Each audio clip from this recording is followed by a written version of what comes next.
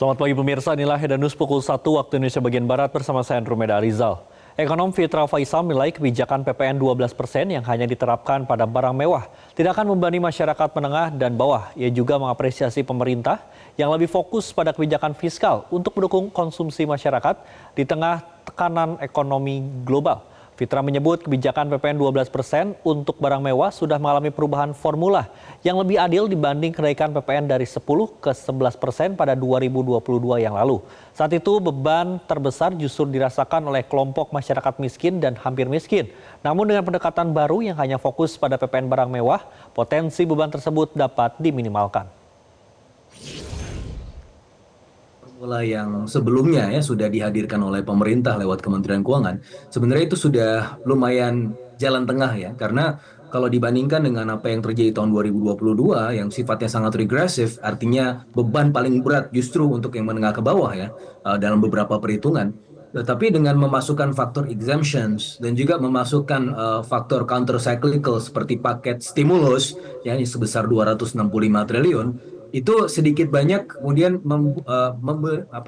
mengurangi ya beban regresif tersebut, dan bahkan kemudian kita melihat juga agak lebih adil ya dibandingkan dengan yang apa yang terjadi tahun 2022.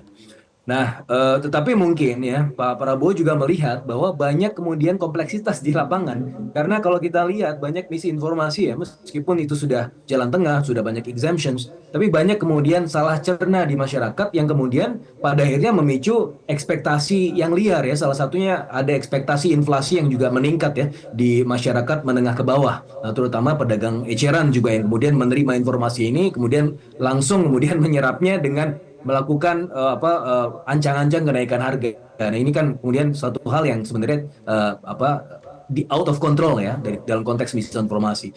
Dan oleh karenanya ya sudah dibuat lebih sederhana saja, fokus kepada barang yang betul-betul super mewah ya, tadi seperti kapal pesiar, pesawat jet pribadi dan seterusnya. Itu yang kemudian menghilangkan faktor revenue-nya ya di satu sisi, tapi di sisi yang lain faktor counter cyclicalnya seperti paket stimulusnya itu masih tetap tersedia.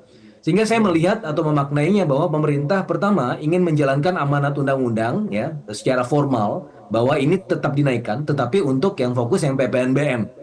Yang kedua adalah pemerintah juga melihat bahwa masyarakat terutama menengah ke bawah masih butuh dukungan, karena dalam tahun 2024 kita melihat bagaimana demand itu berjalan sangat lambat, sluggish sekali, selalu berada di bawah pertumbuhan ekonomi kalau kita bicara konteks pertumbuhannya.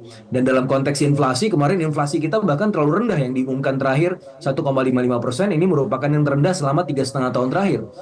Inflasi rendah memang bagus, tapi kalau terlalu rendah artinya ini adalah indikasi bahwa demand kita sedang melambat. Jelajahi cara baru mendapatkan informasi. Download Metro TV Extend sekarang.